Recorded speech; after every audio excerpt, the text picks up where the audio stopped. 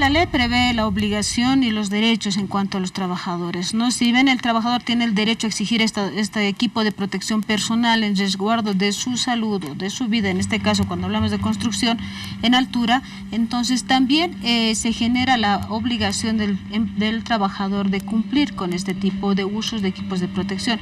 La ley también sanciona, el artículo 55 de la ley de Vigencia Ocupacional sanciona este tipo de trabajadores a quienes no quieren realizar o utilizar el equipo de protección, con descuentos de su salario, ¿no? Hasta 15 días de salario. Hasta 15 días, claro, porque una cosa es con las empresas y otra, yo le contaba una experiencia, ¿no es cierto? O sea, hay gente que no recurre precisamente a contratar empresas porque están haciendo una obra menor, una vivienda, por decirlo de una manera simple, ¿no? Y claro, una empresa legalmente conformada y demás les cuesta bastante dinero, y un contratista que se acostumbra, es la forma criolla en nuestro país de hacer estos trabajos, pues le cobra mucho menos. Pero el empleador, en este caso el dueño de la propiedad, les proporciona los arneses, las botas, el overol o los cascos. Pero los empleados no quieren usar. En este caso, ¿cómo proceder? ¿Es lo mismo que con que las empresas descontar a los albañiles, al contratista, a los obreros de sus jornales, no sé, del contrato? ¿Qué se puede hacer?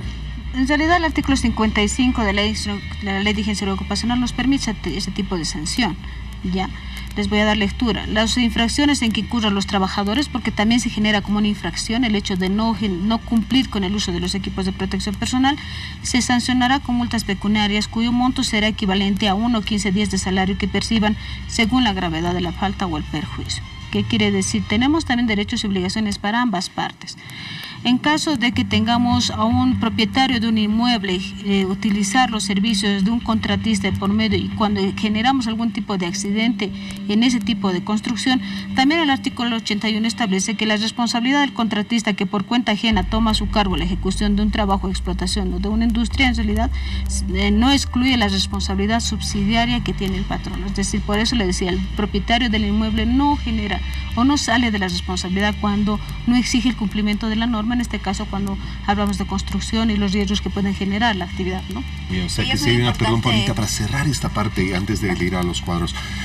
Si acaso se accidentara un albañil y es el dueño de un inmueble que ha contratado por su cuenta un contratista, ¿no es cierto? Se accidenta un albañil, aquí el contratista como el propietario del inmueble tienen la obligación de asumir una corresponsabilidad, una responsabilidad compartida para pagar los gastos médicos, una indemnización en caso de que pasara una tragedia. Exactamente.